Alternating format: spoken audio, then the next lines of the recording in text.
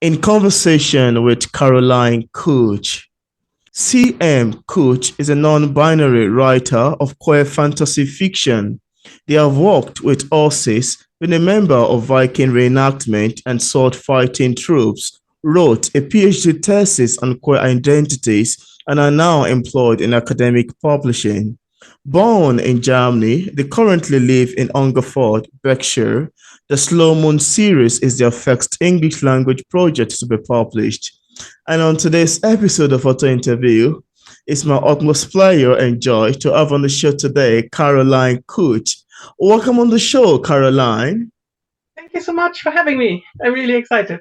Yeah, I'm so excited to have you on the show today. I'm excited we're going to be talking about your book. Interesting. Yeah. So, Caroline, could you tell us about your book, Sloe Moon, Tall Trees, which, of course, is a first volume of a groundbreaking queer fantasy series? How does this book come about? What inspired the making of Sloe Moon, Tall Trees? So it was basically a lack of representation that I found in fantasy literature because I grew up reading fantasy, especially in the 90s, and Mm, it was a very limited field of people who were allowed to have adventures and become heroes and go through all the trials and tribulations of an epic fantasy series. mm, Um, and I think that sort of never seeing myself represented in one of the stories I love to read wow. just left a sour taste in my mouth. And I know that stuff is changing now. But I wanted to push it a bit further and just write about a hero that I would have needed when Mm, I was a teenager. wow. Wow. That's quite amazing. That sounds like an amazing way to the making of an interesting core fantasy series. Sounds amazing to me. F- Absolutely, yeah. Now, for readers who haven't read the book yet, and of course, without giving much information away, could we have a sneak, especially in terms of themes, of what would expect picking up Slow Moon, Tall Trees? Yes, so it's a low fantasy. Um, it is set in sort of like early medievalish setting, and it basically follows the hero Slow on their quest to Mm. become a wizard. Um, Oh.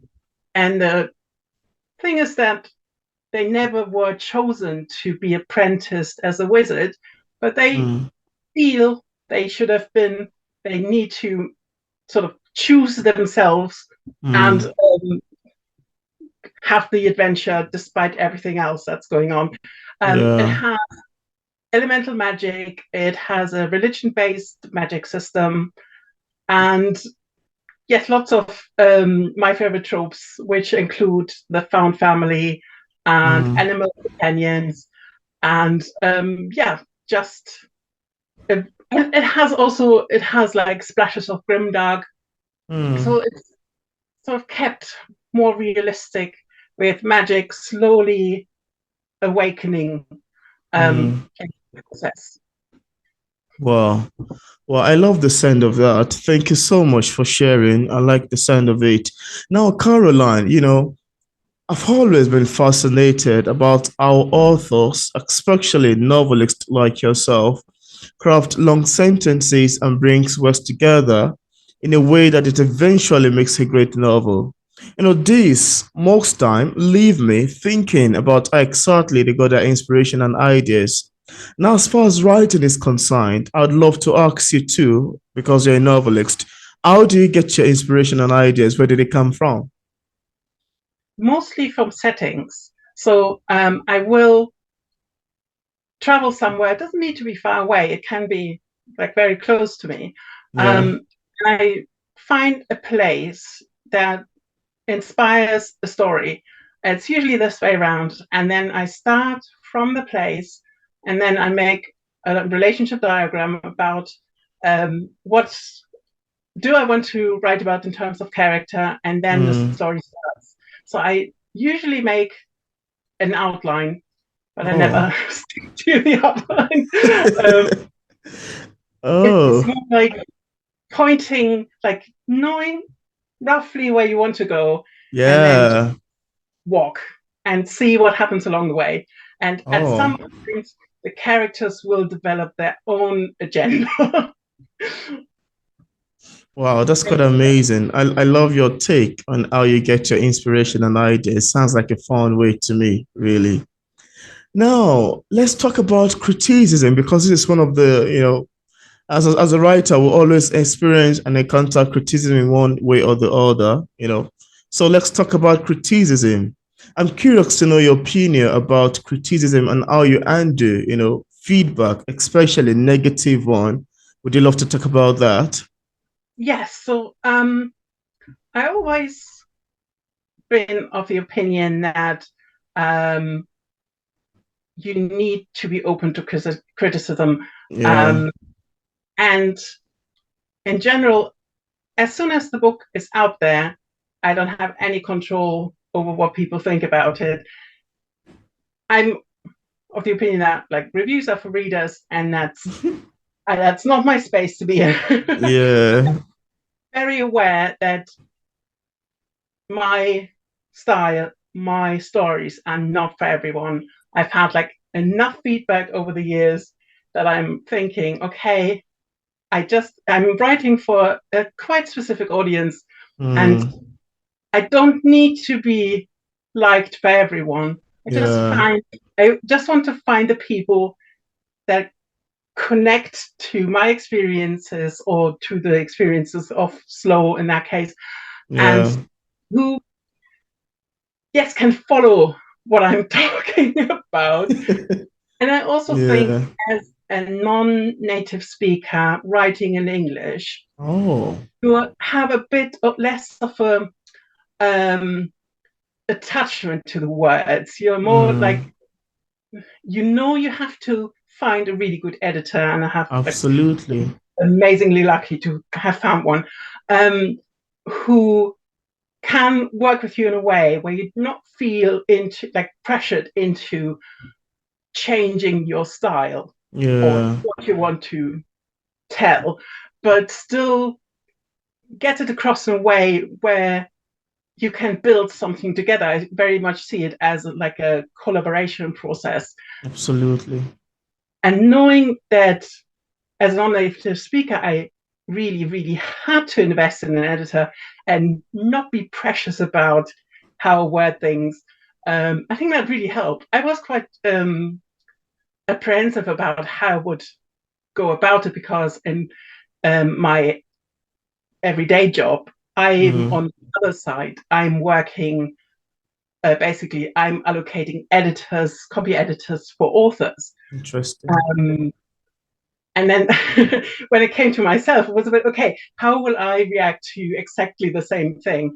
And Yeah, I was quite surprised. So it's like, okay, I can. This is fine. I yeah. can sort of step back and say yes. Um, you're right. We need to change that. That doesn't work. Mm, wow. I love your take on criticism, really. It sounds very educative and quite informative to me. So thank you so much for sharing. And Caroline, I'm curious to know if you experienced any challenges in the process of writing Slow Moon. If there is any, could you share with us what challenge it is and how you ultimately overcame it? Yes. So I think because it's a six-part series, and I basically wrote the whole thing, the first draft of all six volumes in one go. So it Hmm. is, in essence, one big book. And then to chop it up and treat every part as its own part, and with like, it needs to end in a satisfying way. It needs to like have certain dramatic points that it needs to hit. Yeah. That was really challenging because Oh. before I had always done like one volume, then a couple of years passed and the characters have moved on, then the next volume. And this one was one big thing. Yeah. It was supposed to be a trilogy, and that didn't really work out. Oh, wow. That's quite lovely to know. Thank you so much for sharing this short story. I love the sound of it. Yeah, it sounds amazing to me. And now, apart from Sloe Moon, Tall Trees, do you have any other works you've authored or maybe currently working on? So I've published a few ebook only German language series, but I never thought that I've done them justice. So um, now with this one, with the first English one, I'm trying Yeah. to like put all my resources into it, Mm. really polish it up, get it out there, market it as well, which is so hard. Um, and yes, just give it my all for this one. And so at the moment, I have the first three volumes planned for this year, the Mm. next year, and then I've already have a pipeline for 2026. And Yeah. the one that I'm writing now is for 2027. So Wow. I'm not a planner when I write, but I'm a planner when I publish. Wow, that's really amazing, really. I love the fact that you have so many ongoing projects, and I wish you success with it. Hopefully, when they are up, we'd love to have you back on the show to talk about Yeah, it. that That would be would be lovely. fun. That would be great. Now, before we go on, I'd love you to show a copy of the book to the camera if you have a copy there with you, just so we can see what it looks like.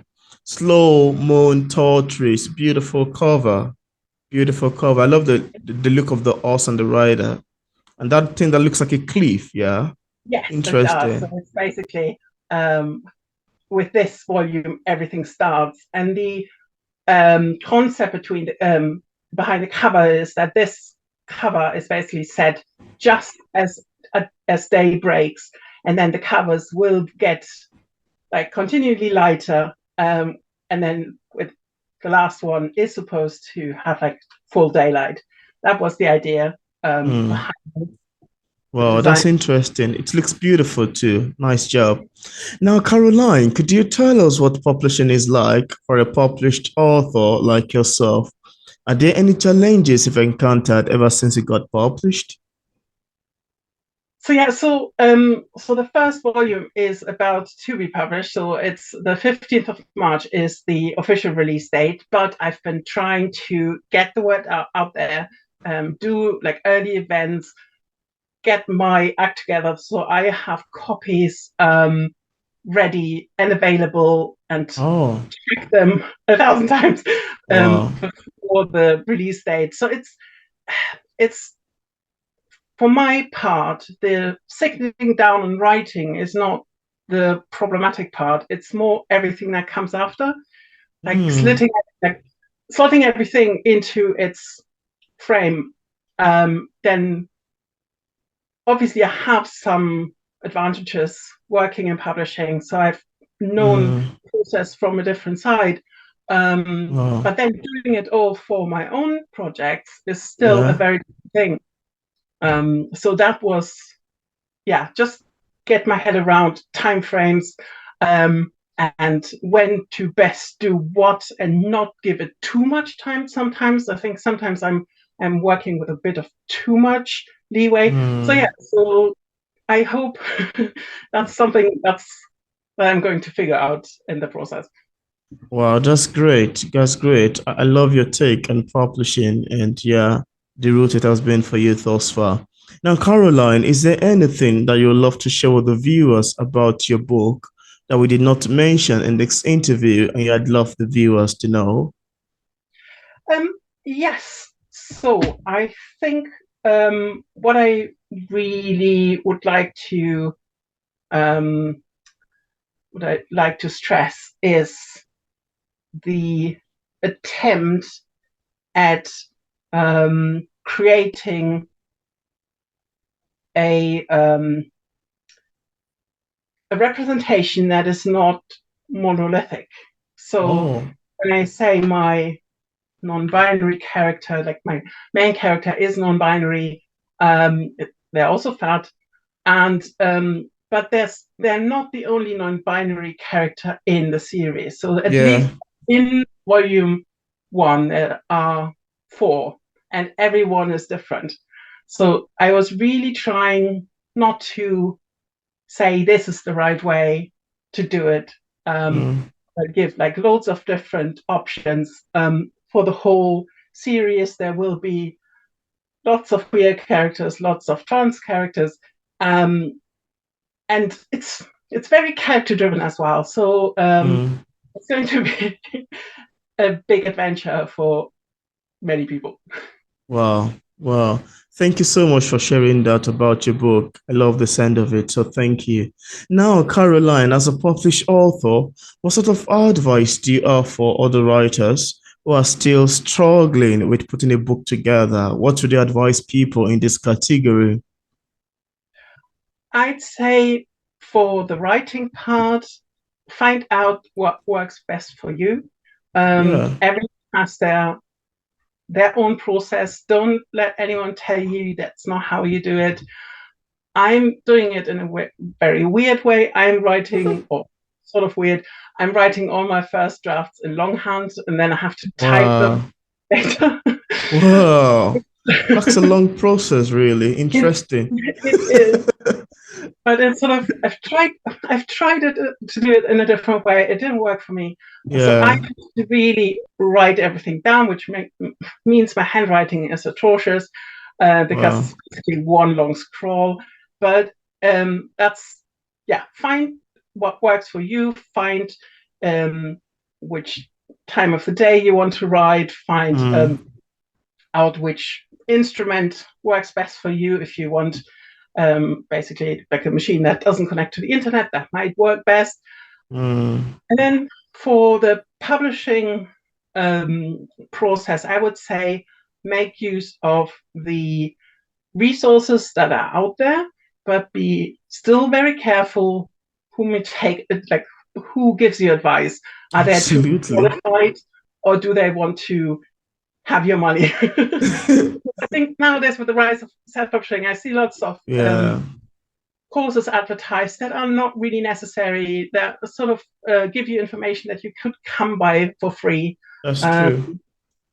and I think, yeah, just be very mindful that not everyone is, or maybe it's just their style of writing is not your style of writing. Understand. They like to do their stories, not yours. So that might also be a consideration. Yeah, yeah. Thank you so much for your advice. And I'm hopeful that viewers, including myself, would love to utilize it. Before we go, Caroline, I don't know if you would like to read any section of your book. It can be a favorite paragraph, a favorite line, a favorite page. Yeah, just so we can have an idea and, have you read some of your work. That would be fantastic Yeah. if you would love to.